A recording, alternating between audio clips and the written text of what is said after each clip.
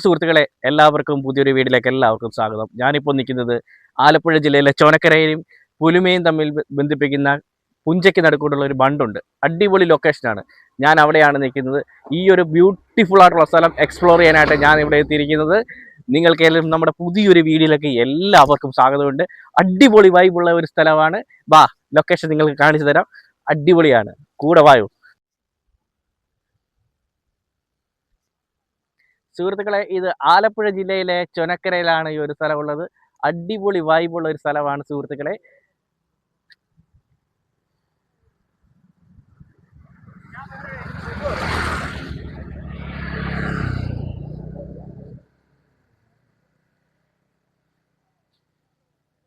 ഇപ്പം നമ്മൾ ഈ വന്നിരിക്കുന്ന സമയം എന്ന് പറഞ്ഞാൽ വൈകുന്നേരം 6 മണിയായി. എന്നാലും ഒരു ചെറിയൊരു പിന്നെ കൂരാപ്പൊക്കെ ഉണ്ടെങ്കിലും ലൊക്കേഷൻ ഒരു രക്ഷയില്ല. പൊളി വൈബ്.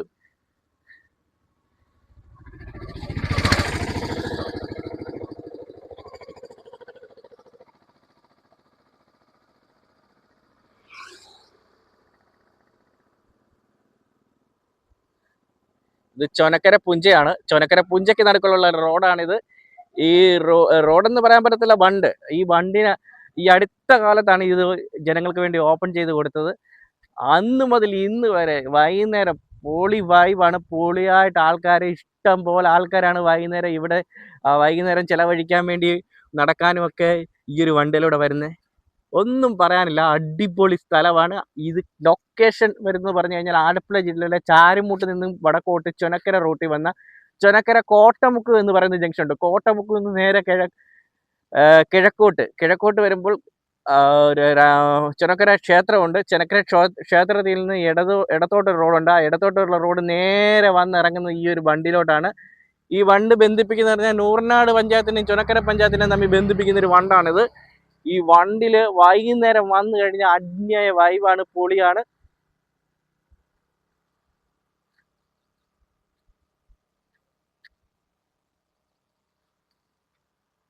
അപ്പോൾ നമുക്ക് ഈ ഒരു ബണ്ടിന്റെ ഒരറ്റത്ത് നിന്ന് മറ്റേ അറ്റം വരെ ഒന്ന് സഞ്ചരിച്ചാലോ? കൂടെ വായോ.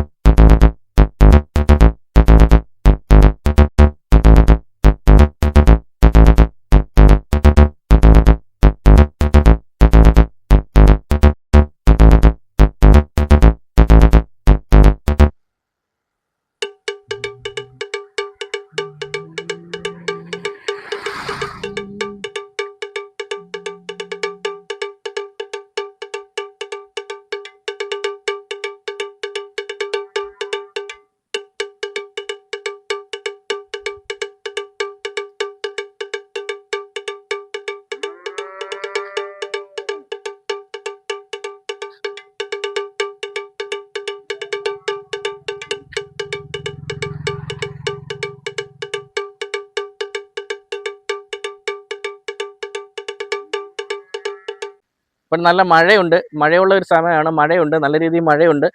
മഴയുണ്ടായാലും നമ്മളിവിടെ എക്സ്പ്ലോർ ചെയ്യാൻ വന്നതാണ്. ഈ ഒരു ലൊക്കേഷൻ ചൊനക്കരയും നൂർനാടിനെയും തമ്മിൽ ബന്ധിപ്പിക്കുന്ന ഒരു ലൊക്കേഷനാണ്. അപ്പോൾ നമ്മൾ പുതിയൊരു വീഡിയോ ആയിട്ട് ഇനി ഇതുപോലെ ബ്യൂട്ടിഫുൾ ആയിട്ട് സ്ഥലങ്ങൾ എക്സ്പ്ലോർ ചെയ്തുകൊണ്ട് നമ്മൾ എത്തുന്നതായിരിക്കും. അപ്പോൾ അതുവരെയൊക്കെ എല്ലാവർക്കും ഗുഡ് ബൈ.